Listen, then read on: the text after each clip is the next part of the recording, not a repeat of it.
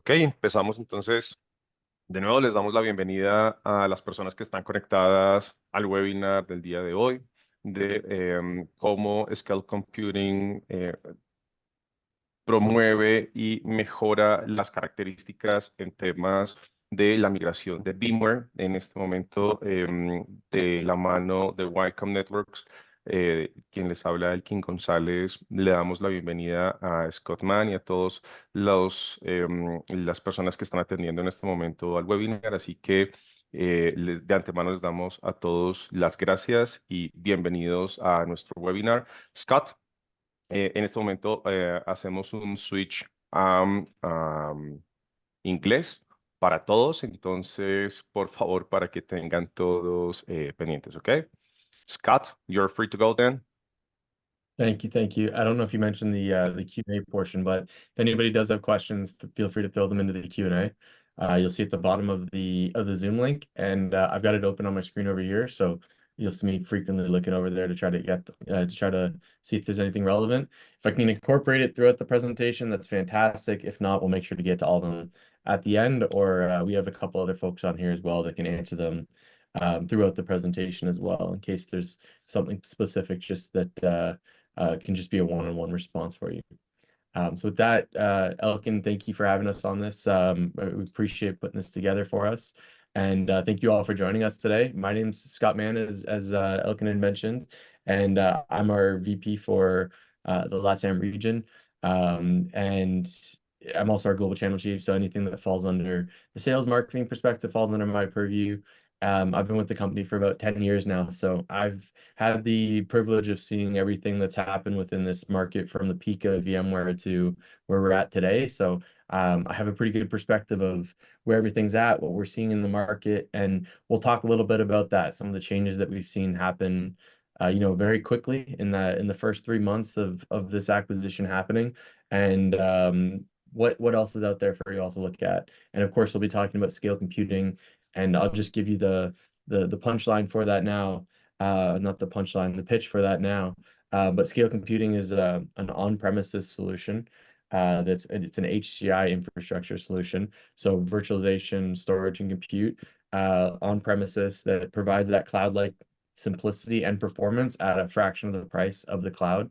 So a fantastic VMware alternative for those that are out there and have been maybe a little affected by everything that's happened in the market today. So with that, let's get into it. We're going to start off talking a little bit about VMware, the impacts of this acquisition, and what we're seeing has impacted many customers and partners out there. So the first thing, the current state of the virtualization market, and to understand, why this acquisition happened, you got to look at it from like a financial perspective, a technology perspective, and it makes sense why this happened at this point in time. You look at the evolution of computing back from day zero. You had mainframe computing, and then client server computing, and then the VMware era of the traditional infrastructure, virtualization data centers that we're talking about, and then this new era. And you see there's kind of like these 20-year gaps for everything. This evolution. Sorry, Scott, are you presenting are you sharing the presentation? Oh yeah, I guess I got to start with that, don't I? Thank you for calling that out there. That could have been Okay, yeah. a good presentation without sharing my screen. Yeah. So the industry-leading VMware alternative, cloud-like simplicity and performance. So talking about the current state of the market, this helps a lot more when you can actually see it to understand what I was just talking about there. So we look at the evolution of computing, and we see these eras that happen within every 20 years or so. And that's just the evolution of a new technology trend, right? If you look at the actual the vendors alongside it, you can see that there's a shift that happened with each of them. And this is just companies evolving, needs evolving, everything being centralized in mainframe computing. When that became mainstream, everything was centralized. It became a single point of failure for a company that was running their mission critical workloads on a single mainframe computing application infrastructure. And then you distributed everything. So it's like, okay, well, we need redundancy, right? So we can't have everything reliant on one. So we distributed it all. And then when that becomes mainstream and applications begin to grow, there's new use cases for applications. Now we're not talking about managing 3 or 4, we're talking about managing hundreds at some point, thousands. And that becomes a burden to manage, right? So we've got the redundancy figured out. We've got everything that's centralized using computing, which is a great step forward for organizations. Then we were like, can we combine the two of those? We want to have everything managed centrally, but still redundant, and enter the world of virtualization, which VMware became the brand name associated with that era of computing. And we've built the all best practices around within the 4 walls of that data center, right? We're talking about a data center, be it a private data center, a public data center, whatever that may be. It started out really in the private data center, something local that people will be managing, virtualizing, evolved more into the public and private clouds and everything, where people were building their own data centers, or they're leveraging AWS, Azure, the likes of third parties. And we've built all the best practices around securing the data, making sure it's redundant. And you've seen, in the financial market, companies go public, companies get acquired. You've seen SAN technology evolve. You've seen different virtualization vendors, and you get to a point where everything kind of becomes commoditized. When you're talking about all these different solutions, all these different vendors, you're really just looking at different use cases for them. Which one fits better into my use case? It's less so about the features and functionality now, because this has become so mainstream that all of that becomes very commoditized. And you look at a company like VMware. VMware owned 90+% of the market. So a company like that becomes very attractive in the financial market, because you look at the innovation side of things. When everything becomes commoditized, innovation starts to subside, and there's becomes a shift in the innovation to other technologies out there. So now we're looking at things are evolving outside of the data center. We're looking at things like IoT, AI, 5G, that is forcing a new evolution in computing. So when you think of a company like Broadcom, they're a vendor, but they're also really like a private equity firm that acquires companies and does what a typical PE company would do. They acquire a company that's a cash cow, meaning they own majority of the market share, and they're growing at a single percentile. There's nowhere for them to grow. And they look at that company and they say, how can we squeeze this lemon for as much juice as it has, right? How can we extract as much out of this and make it a more profitable company?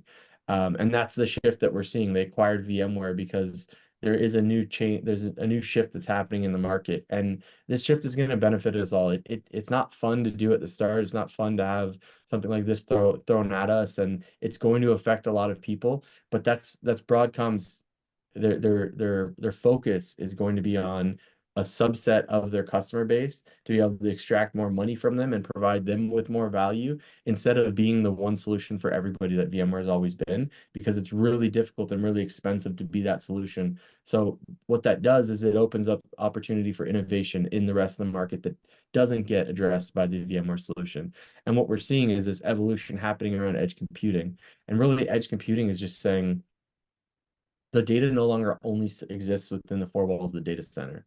Because of things like IoT and 5G and AI, we're now having data generating outside of the 4 walls of the data center, at the grocery store, at the convenience store. We're using all this new technology, smart CCTV, where we're seeing this convergence of the IT world with the infrastructure and the OT world with those things that are generating all the data. Now we're generating data that's becoming much more mission critical at those edge locations than we were used to in the past.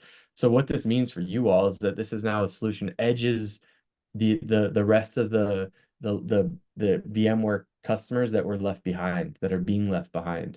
Edge computing is a solution that's built for all of them, specifically with their SMB and mid-market sized data centers in mind, central, like not the massive Fortune 500 companies that are out there. So the future's still bright. It's just now's the time to look at alternatives, and there's never been a better time to look at alternatives. So what are we seeing now with the acquisition of Broadcom? This is not anything that's not public news. The first thing that we saw from the financials was that Broadcom was going to have VMware focus on a subset of their customers that generates over 70% of their revenue, and that 70% of their revenue comes from 600 customers. So that's their focus. They have almost 300,000 customers. So to think that 70% of their revenue comes from 600, That's where their Broadcom's focus is going to be on. So we saw all of these job cuts happen. Why did those job cuts happen? Those job cuts didn't happen for those people that are working on those 600 customers. It happened for the rest. It's going to be like their sales. It's going to be their R&D, the expensive labor that they can cut and shift that focus back to where they think they can get more profit out of. And we've already seen from the first financials, Broadcom is doing they're seeing a good return on what they're doing. So this was a tactical move. They've done it in the past. You've seen, Broadcom acquired Symantec when they were at the peak, when they were the VMware of that market. And where is Symantec now? Symantec has been acquired, flipped out. It's moved around a lot, but there's been other companies that have come up, like a CrowdStrike that came up in the in that era, and they're now a multi-billion-dollar company, and they took that opportunity, and customers looked away from Symantec and said, what else is out there? Hey, there's a better solution like CrowdStrike, and they moved over to a solution like that. That's what we're seeing happen now. We're seeing from a partner perspective, they're narrowing the herd a little bit. They don't want this to be the solution for everybody, so they're focusing on those partners that are giving them a certain amount of revenue. So a lot of partners got cut out from it. A lot of customers are seeing a huge price increase as well, because they were getting a lot of functionality in the past, and this is kind of some good political wording on it. The Hawk 10 had mentioned that there's going to be no price increases, and there weren't price increases. They did not increase the price. They shifted the pricing model. So they changed the pricing model from being that perpetual license to now being a subscription license, and they broke out all of the features that you'd get. So while you'd have like VMware Essential, Standard, or Enterprise with all of these features that came included, now you have similar bundles that's subscription, and you have to pay for all of those additional features that you want. So a lot of people are seeing renewal prices that are sometimes 4 times the price. I've seen especially in the public sector, up to 10 times the price of an increase on the renewal. So we obviously have a lot of disgruntled customers, people that are not happy with it. But all that is it's a wake up moment. It's a time to look at, where else can I go? What are the solutions that are out there? And let's broaden our perspective on this and look at, let's not just replace VMware. Let's see what other solutions are out there that can provide me with more value to my company for the same price point as what I would be spending with VMware anyways. We had run a survey, actually. Obviously, this VMware acquisition was looming for like 18 months. So we ran a survey just to understand, what VMware customers out there want to have addressed with the solution. And the survey came back, and these are some of the 4 main concerns. And while this isn't, I would say, if you look at this is probably the customers that are in similar shoes as a lot of you on the phone. This isn't those Fortune 500s that we're talking about. This isn't those 600 customers, because VMware unreliable. If you have everything, all the bells and whistles with VMware, it's reliable. But the reality is, to get to that point of reliability on the number 2, it's very expensive to add all of the things like Site Recovery Manager, everything that you need to build out those best practices in the data center. It's going to cost you an arm and a leg with VMware, because those are going to be all add-ons. They're not natively built into the solution. And just the pure design of it makes it a lot more complex to manage all of that. So concern number 3 is the complexity of it. We've all become very accustomed to running VMware, so it's not a hard solution to manage once you get it up and running. But when you think of the amount of time that you actually invest into running that solution, with all of the automation and all this AI and stuff that we're talking about in today's world, there's got to be a simpler solution that can save me time, save me money, and give me the opportunity to go focus on more revenue generating, or more things that'll increase business outcomes for the organization. If we're just managing a VMware environment, that becomes very cumbersome. That's a big overhead to our organization. And the last thing is, customers were very much concerned about the looming acquisition, and rightly so. They had all the right to be concerned about it, because all of that has now come to fruition.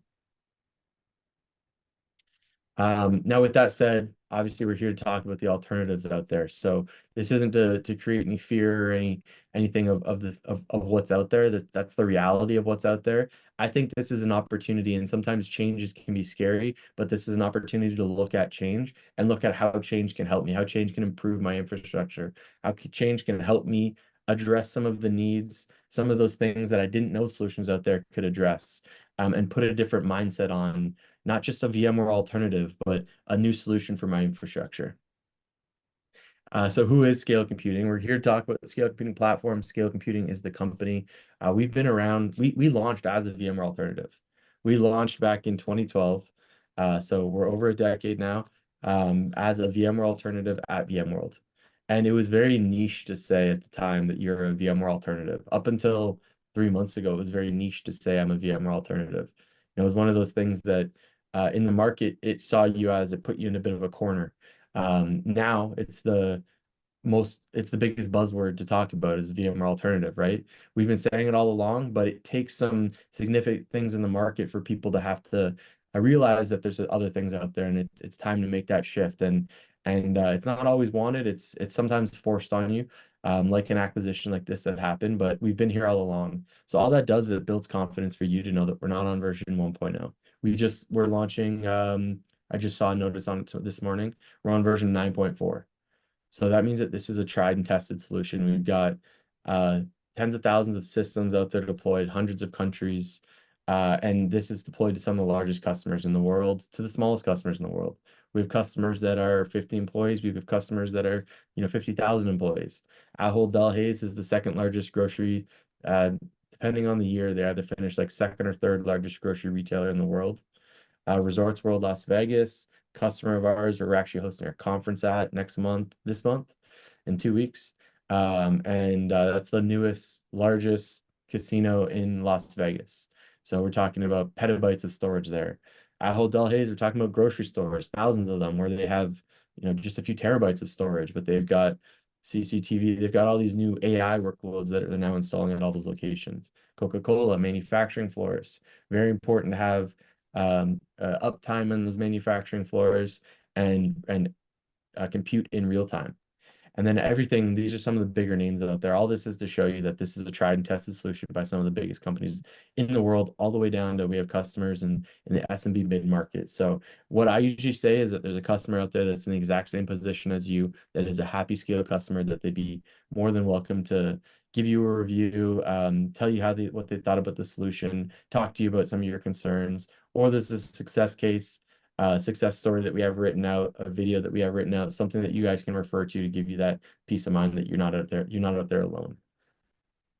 And ultimately, what the solution here we're looking to provide is that if you need that uptime, so if you have a concern about having applications online when you're on vacation, not having to worry about those types of things, in an automated fashion. So you leveraging AI under the hood so that you don't have to worry about it, improving your operational efficiency, meaning eliminating the time to deploy, eliminating the time to administer the cluster on a day-to-day, and when something goes wrong, eliminating the time it takes to do failovers and get everything up and a disaster recovery site up and running, all while reducing the total cost of owning that solution. That total cost up front, that total cost of the long-term solution. And just another piece to give you that tried and validated comfortness. You see here, this is a CRN, which is, if you're not familiar with it, it's a large publication that focuses on the IT industry itself. And every year they put in these different segments of, this one was the converged, hyper-converged infrastructure. And they do these, what they call annual report cards. So it's customers out there, they get to rate all of these different segments here. So everything from product quality, reliability, all the way down to if it's a partner, profit, margins, and profit potential. And they get to rank that on level of importance. Obviously, the most important was product quality and reliability. And our solution ranked across, this is a global, everyone that gets to vote in it was rated the highest across, Dell, HPE, Nutanix, VMware, and it not only was rated the highest out of all of them, it was rated the highest out of any other vendor in any other segment over any year that they've had this running. They've had this running at least for the past 10 plus years. So very, very proud thing for us to say that this is a solution that's something that you can set and forget. You can build it, you can put it together, deploy it, and you're not going to have to worry about managing it because we've built all that intelligence under the hood to make it a solution that is as self-managing as it can be without being, a sentient device of some sort. What is the solution though? To take a step back, let's look at when we first launched the solution, what that architecture that we were trying to improve. And this is the typical virtualization architecture that is basically like your 3-2-1 architecture. So here you'd have, VMware installed on some host servers, mapped across some redundant switches to a shared storage device. Then you'd have a managed server on the side there as well. A solution like this, the way it was designed, is kind of like that mousetrap where you never know anything that's going to go wrong. It's going to set it all off.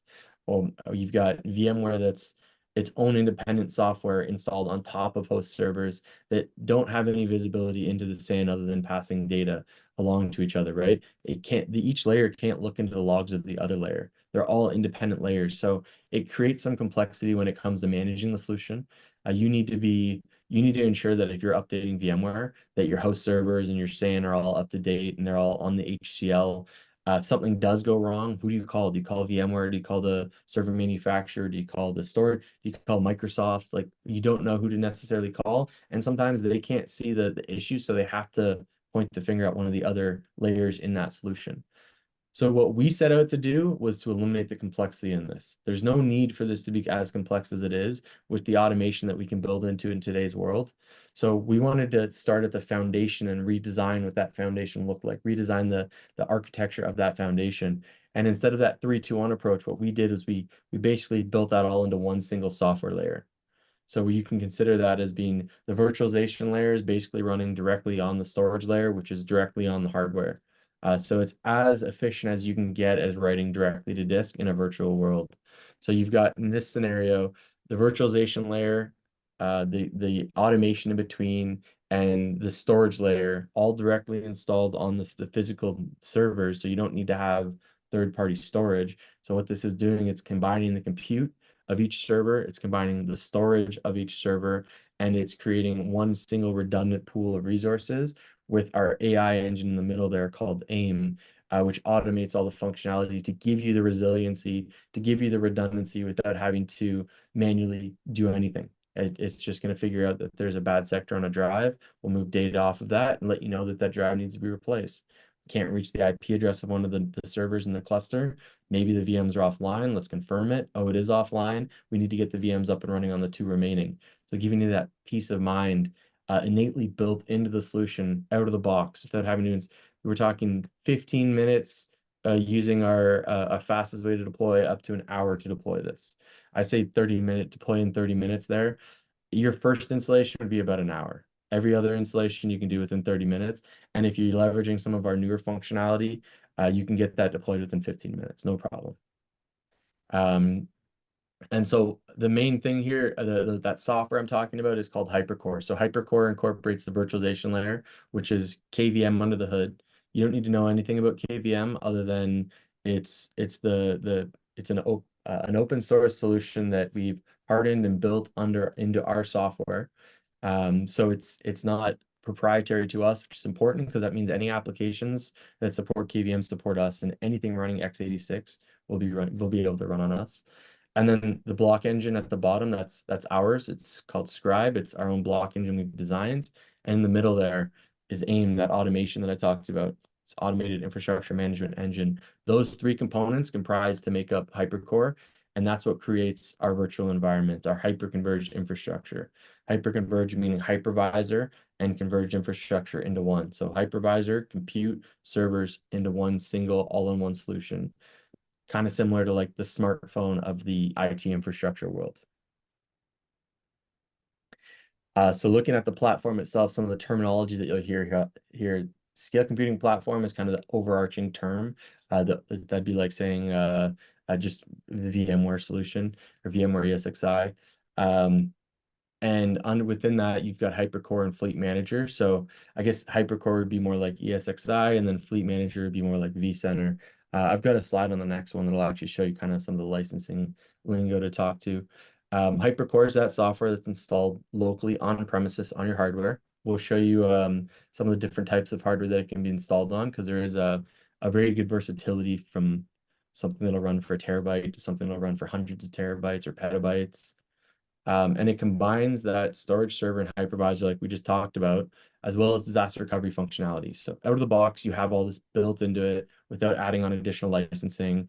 It just comes with it. Local recovery points, as well as the ability to be able to replicate that offsite and be able to get basically in VMware terms, have that local ESXi host running or environment running with a site recovery manager to another site.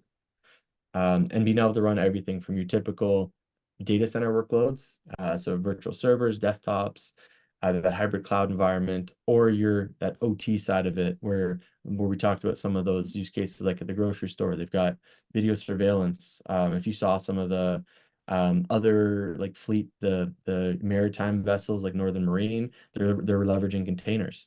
Or Robo, you've got customers that have many sites across a country, many sites across the globe. One of the ones that on that slide was Benchmark Electronics. They've got sites, 50 different sites globally, and they're all pretty decent sized data centers.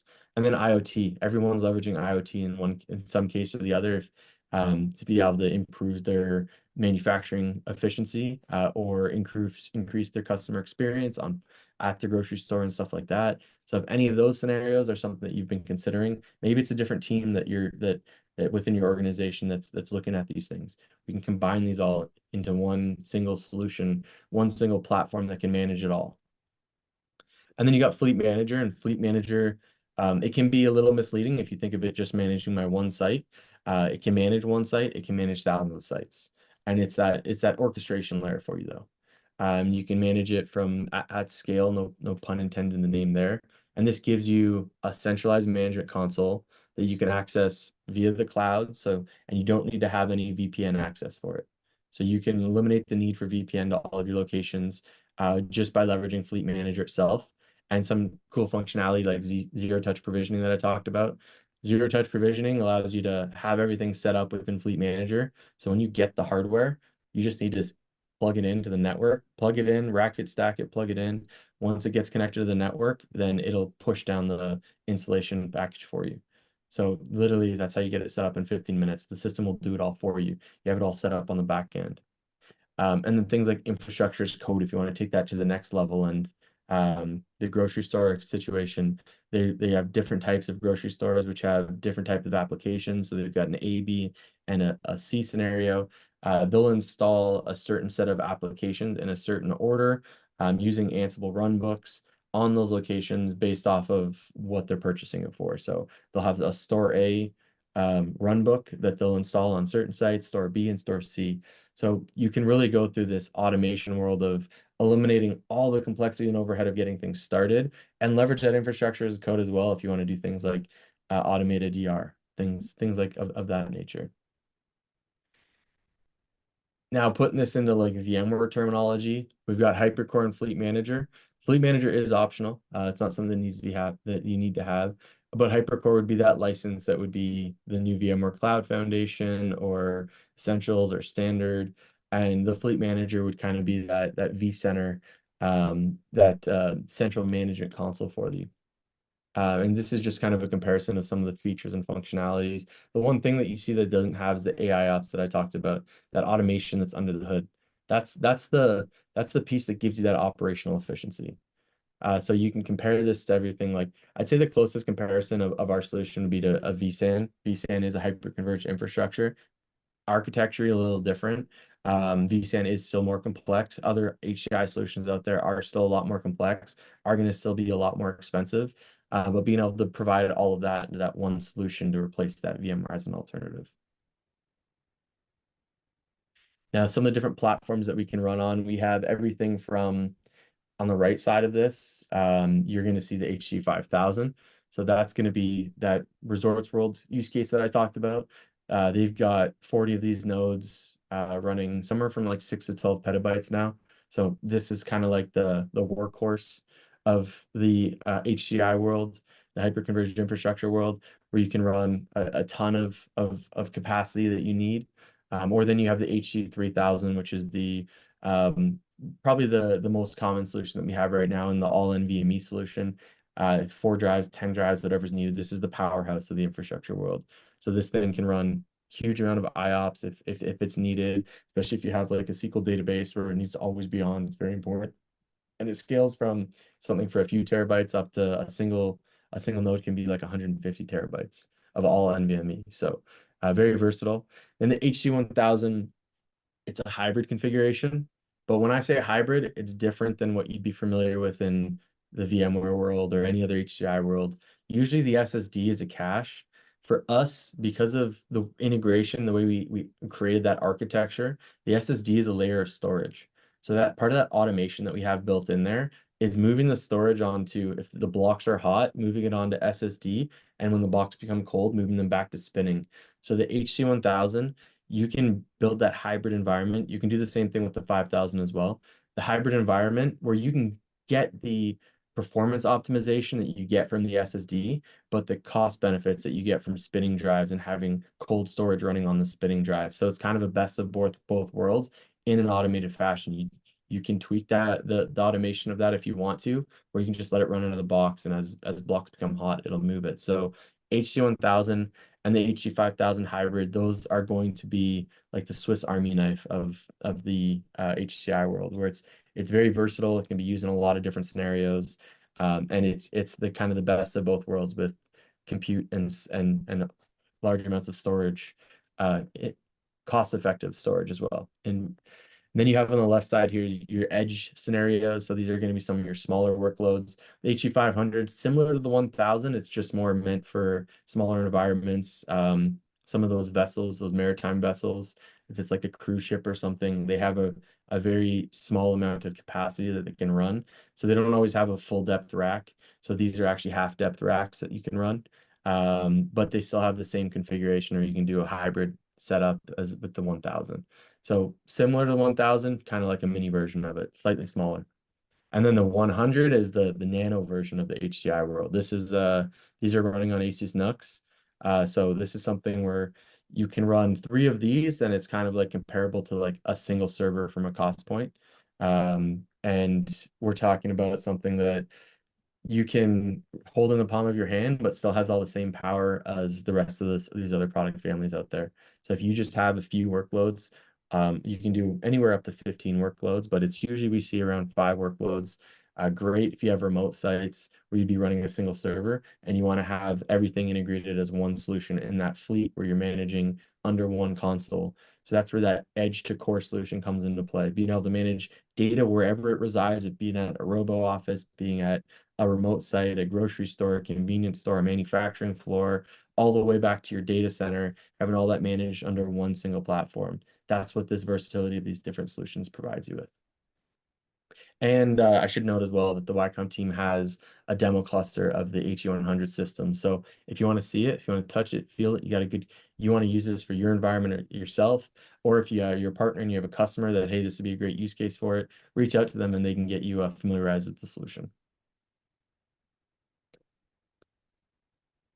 And so we talked about Site Recovery Manager kind of being built into there. I won't go into this into too much detail, but this is just to kind of paint the picture for you. So locally, this would be your cluster, right? It could be any of those that we saw on the last slide. It could be a single node. It could be 3 nodes. It could be like Resorts World with 40 nodes.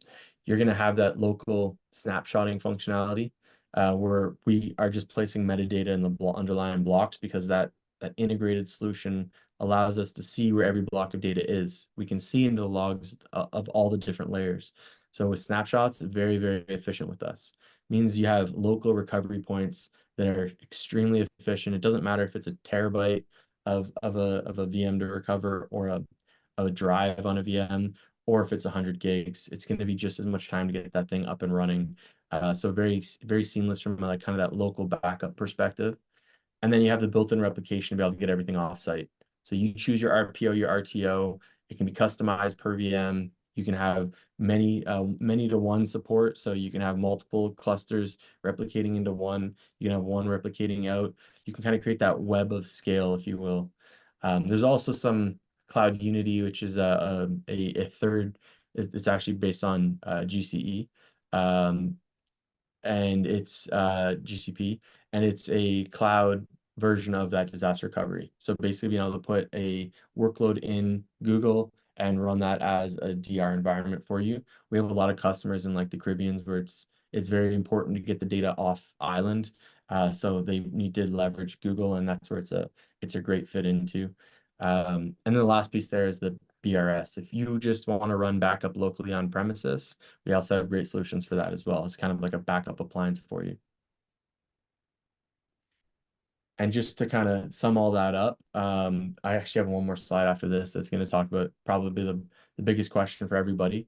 These are the 4 pillars of what you get with scale. You get a highly available solution, so you get those 5 nines of uptime with built-in disaster recovery and local backup capabilities. You get the simplicity. So simplicity engineers our tagline. Simplicity is designed into every aspect of the solution when it comes to deploying, to migrating, to administering on the day-to-day, to supporting it in the long term. We've created a solution that's significantly easier than anything you've ever used before. And then from an efficiency standpoint, because of the way we designed all this, we've efficiently used our resources. If you compare this to other HCI solutions, we use a fraction of the resources that they use. So the efficiency means we consume less resources, and we create a shorter data path. This makes us a more performant solution as well. So you're going to get basically all the resources you purchase, you get to use. And then from a scalability perspective, that's all designed into it as well. Because we manage those 3 layers, you can mix and match all the different families. Any CPU from today or 3 years down the road, you can mix and match all of those different things to create this, give you a future-proof solution. Whatever you need today, we can address. Whatever you need in 3 years, you can add on to that solution without creating a big hassle for how do I add this on in the future. Even if it's a different type of workload, a robo, one of your grocery stores or something like that you want to eventually incorporate, all of that can be incorporated under one single umbrella. Now, the biggest question I get every time, so I added this at the end here, was the migration. What does it look like to migrate onto the scale computing platform?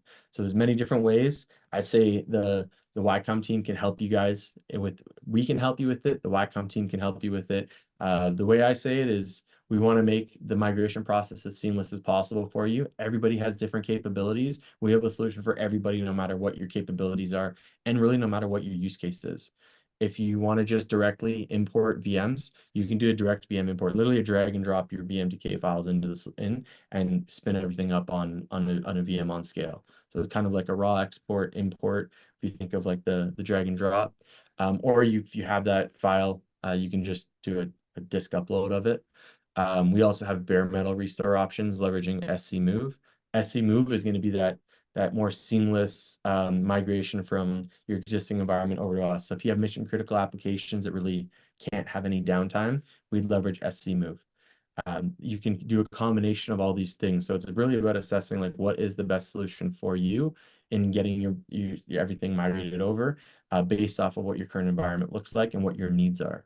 And we have services ourselves that we can help with. We educate the WiCom team so they can help you with it. Sometimes it's great to have that local presence, especially with them being able to provide it in region in Spanish. The way I see it is we're a team together between us, WiCom, our partners in the region, and our customers. We can work together to create a solution that's going to get this up and running seamlessly, painlessly, and in whatever time frame that you need to get this up and running by. So what's next? We have part of this migration and everything that's happening with VMware, we put together kind of a campaign, which we call the rip and replace campaign. It's not always a rip and replace. Sometimes it's just like, hey, I've got VMware renewal coming up. I want to look at what a price point is going to be. You can scan that. That's basically just going to take you to a link that has some more information on there. Or reach out to the WiCom team. If you're a customer, reach out to your partners. If your partners, reach out to WiCom. And we can get more information for you on this. But basically what we're trying to do is put a solution together to give you that migration included and give you the software and services at a discounted price point to make any transition as seamless as possible for you, even if it's only on like a portion of the environment right now.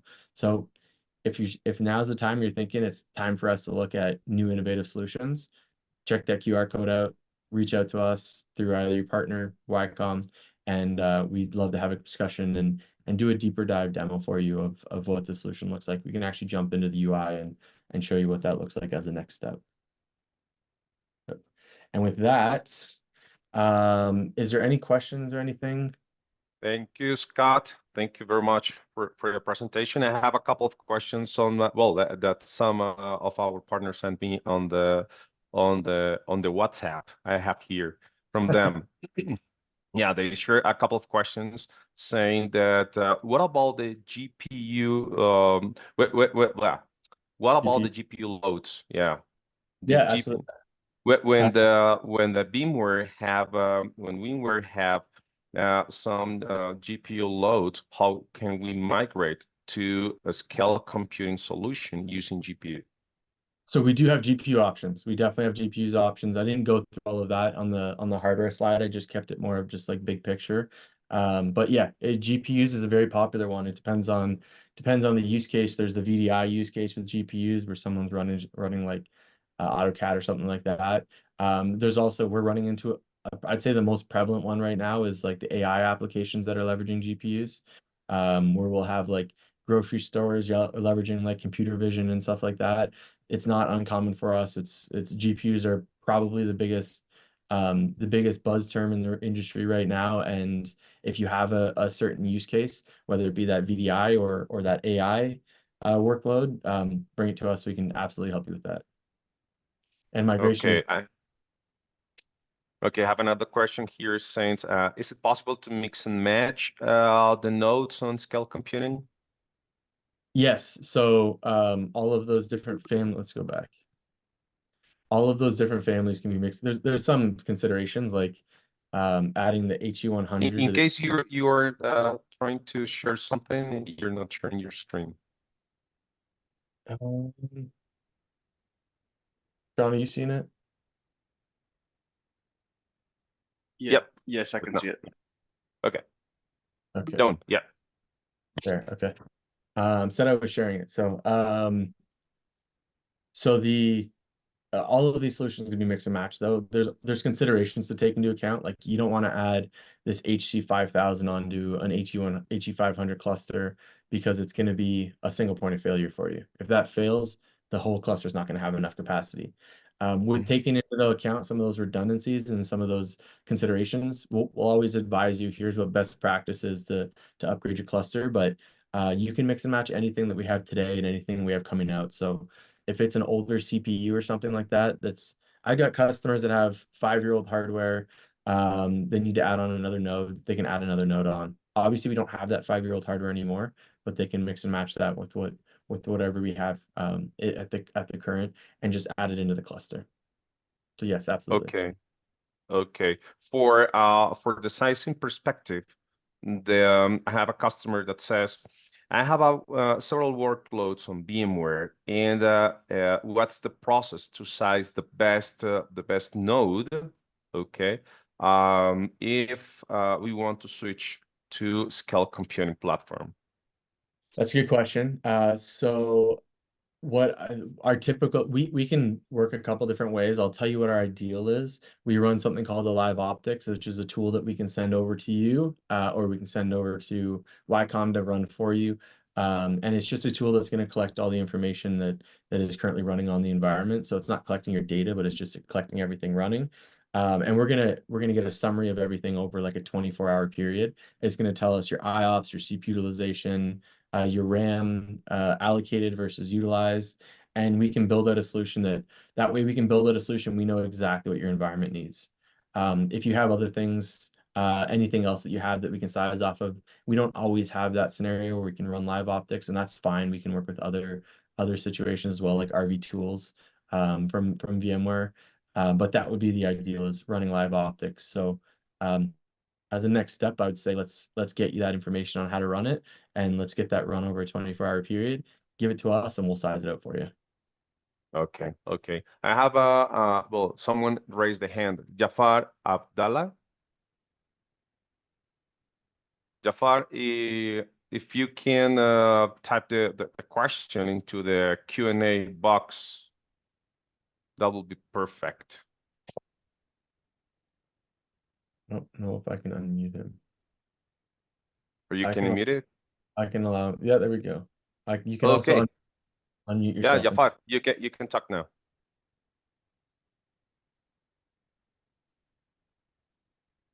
Type or talk, whatever works for you. And I guess while we're waiting on Milken, any other Yep. questions?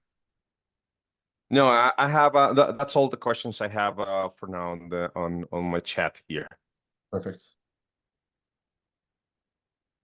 Okay, Diana. I'll ask him to unmute.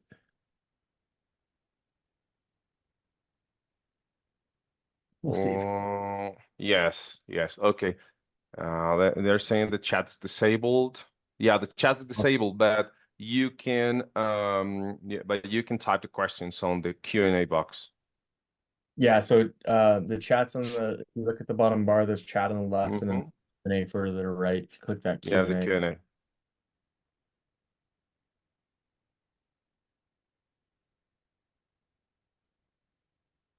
Okay. Well, I think we can take those questions offline and let you know, guys, what we can do with them. So, Scott, thank you very much for your presentation. Switching to Spanish. Para todos, les agradezco un montón en nombre de WiCom Networks. Agradecemos mucho la participación de todos durante el webinar. Esperamos que este webinar haya sido para todos bastante relevante. Cómo empezar el proceso de migración desde las renovaciones próximas que se pueden venir a través de VMware y todos los inconvenientes que se han estado teniendo con VMware últimamente, hacia una solución sólida, resiliente y bastante interesante como Scale Computing, como solución hiperconvergente top en el mercado en este momento. Entonces, de nuevo, queremos agradecerles a todos por su participación. Scott, thank you very much. And to the Scale Computing team, thanks so much for all of you guys. Our pleasure. Thank you for having us, and thank you all for joining us today. Any questions, feel free to reach out. Cualquier otra pregunta, ya saben, pueden contactar al equipo de WiCom Networks por el correo electrónico o con sus gerentes de cuenta, con cada uno de ellos, entonces que podamos atender cualquier inquietud que puedan tener. De nuevo, muchísimas gracias y estamos presentes para una próxima oportunidad. See you then. Thanks all.